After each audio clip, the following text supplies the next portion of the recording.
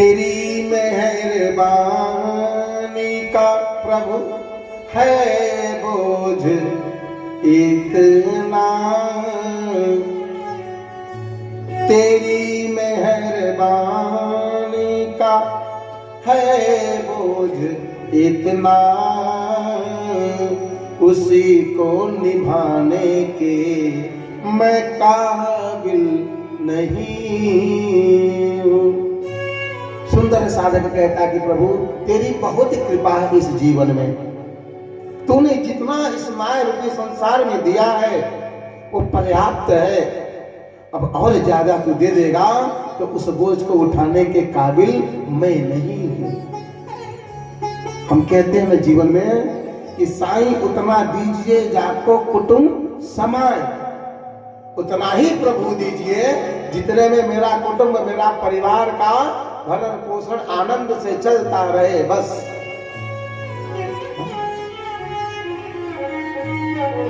जानते हैं एक बात, अत्यधिक आवश्यकता से अत्यधिक प्राप्त हो जाने पर हम उसकी कदर नहीं करते, चाहे धन हो, चाहे संपत्ति हो, चाहे वस्तु इत्यादि कोई भी हो। हमारी आवश्यकता से यदि अधिक हमको आपको जीवन में प्राप्त हो जाता है तो हमें उसकी कदर नहीं होती। इसलिए अपने परमात्मा से, अपने भगवान से इतना ही कहिएगा, प्रभु आपने जितना दिया है पर्याप्त दिया है, और ज्यादा दे देगा तो उस बोझा को उठाने के काबिल मैं नहीं हूं। ये भाव जीवन में होना चाहिए। आप किस प्रकार से भगवान के प्रति निष्ठा रखोगे, अपनी इच्छा रखोगे ना, तो उसी प्रकार से आपको बराबर भगवान देता रहेगा। जब जैसी आपको जीवन में आवश्यकता होगी वो आपकी पूर्ति ईश्वर परमात्मा करता रहेगा। लेकिन आप अपनी शक्ति से, अपनी कामना के माध्यम से अपनी आवश्यकता से ज्यादा मांग लेते हैं, जो कि उसको संभाल नहीं पाते।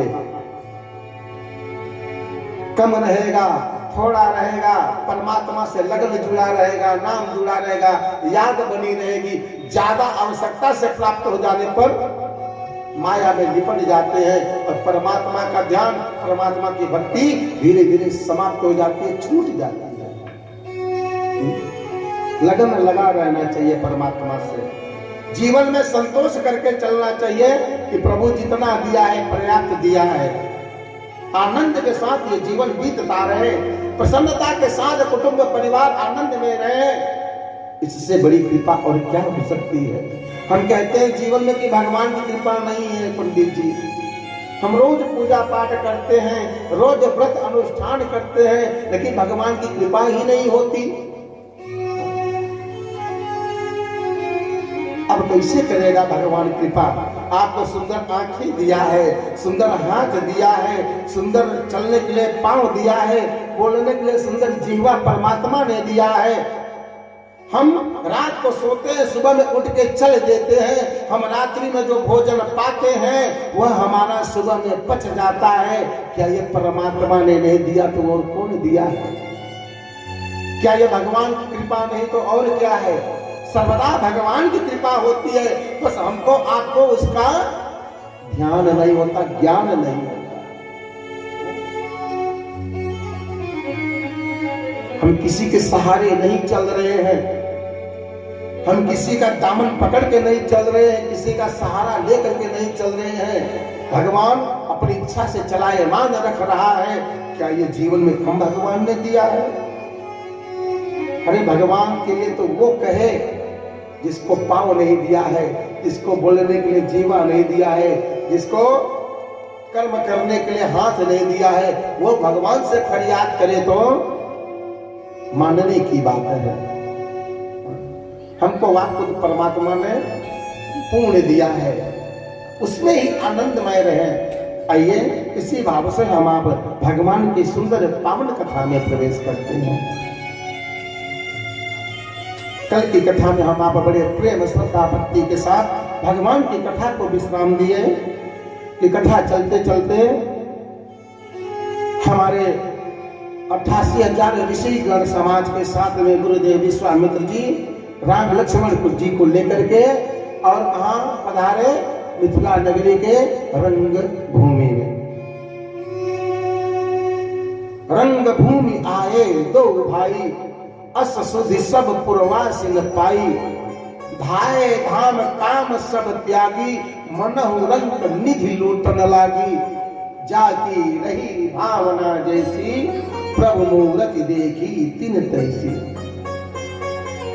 विदेह महाराज जी के वहां राज्यसभा में सब बड़े बड़े राजा महाराजा यक्ष गंधर्व नाग किन्नर यहां तक कि देवता भी अपने अपने रूप को बना करके पधारे हैं। उस सीता जी के स्वयंवर में यक्ष गंधर्व इत्यादि सभी आए हैं। यहां तक कि महाराजा रावण लंकेश भी उस राज्यसभा में आया है। पाताल निवासी बलि पुत्र बाणासुर भी आया है। महाराज विदेह राज जी की एक ही प्रतिज्ञा है कि जो भी कोई देश देशांतर के राजा महाराजा शिव जी के इस धनुष को उठा लेगा, पुत्री सीता का उसके साथ विवाह किया जाएगा। सुनते ही बारी बारी से पर कर बांधी उठे अकुलाई। पर करी अर्थात अपने अपने कमर को कसते हुए बांधते हुए अपने अपने इष्ट देवों का नाम लेकर के बारी बारी से शिव जी के धनुष को उठाने का बरबस प्रयास करते हैं। लेकिन शिव जी का धनुष अपने स्थान से तिल मात्र भी नहीं हिलता है, उठना तो दूर की बात है। जब एक राजा से नहीं उठा तो दूसरे राजा आए प्रयास किए नहीं उठा, तीसरे राजा आए प्रयास किए नहीं उठा, तो 10-10 राजा एक साथ मिल करके शिव जी के धनुष को उठाने का प्रयास किए। एक साथ 10 राजा, ये भी धनुष अपने स्थान से नहीं हिला। तो अब 10 राजा नहीं 10,000 राजा एक साथ मिलकर के धनुष को उठाए। कितने राजा? 10,000 राजा मिलकर उठाए हैं। मानस में लिखा गया है कि भूप सहस्त्र 10 एक ही बारा, लगे उठावन तरई नटारा। भूप अर्थात राजा, सहस्त्र सहस्त्र कहते हैं सैकड़ा को, और 10 सहस्त्र अर्थात 10,000 होता है। 10,000 राजा मिल करके उठाए शिव जी के धनुष को। अब आप कहेंगे पंडित जी धनुष फिर कितना बड़ा था कि 10,000 राजा मिलकर उठाने लगे? वास्तविकता यदि देखा जाए शास्त्र में तो शिव जी का ये जो धनुष था ये दधीच के नाक की हड्डी से बना हुआ था, इसलिए इस शिव जी के धनुष का नाम था पिनाक। और यह पिनाक जो धनुष है, यह धनुष 5 फुट 8 इंच का था। 5 फुट 8 इंच का यह शिव जी का धनुष था। और इस शिव जी के इस धनुष से स्वयं बाबा भोलेनाथ बड़े बड़े राजा महाराज का वध किए थे। ये वही शिव जी का धनुष है। 10-10 राजा मिलकर के उठाने लगे, अपने स्थान से तिल मात्र भी नहीं हिला। तो विधि है राज महाराज व्याकुल हो गए हैं, कहते हैं बस बस अब और कोई भी राजा महाराजा मेरा उपहास न उड़ाए तो अच्छा है। अरे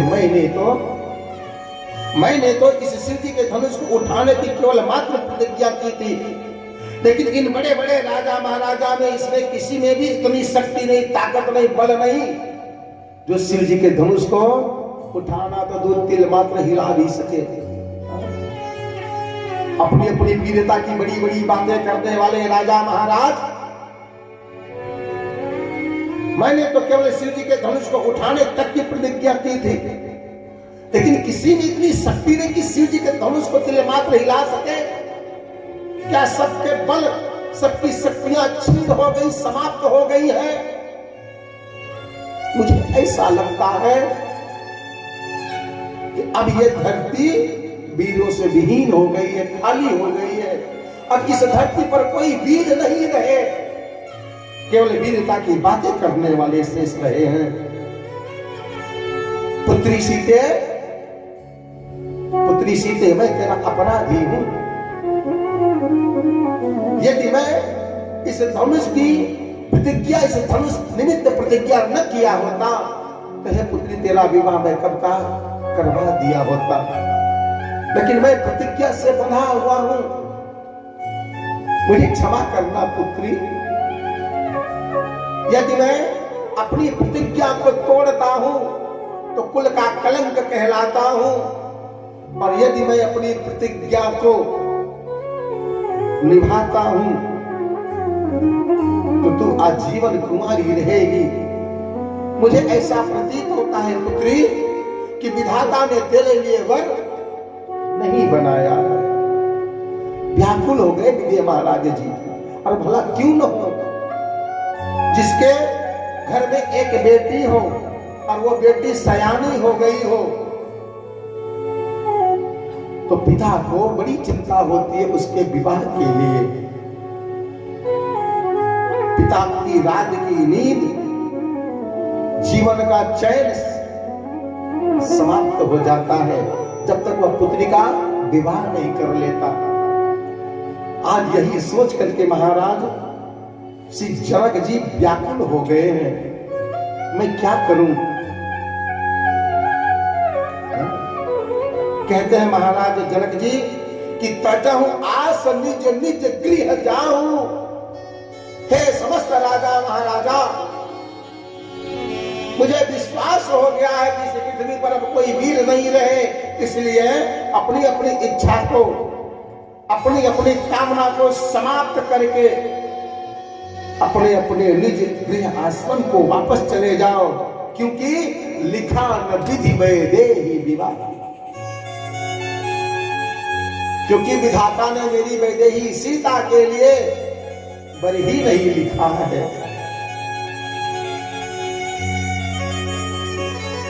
सुनते ही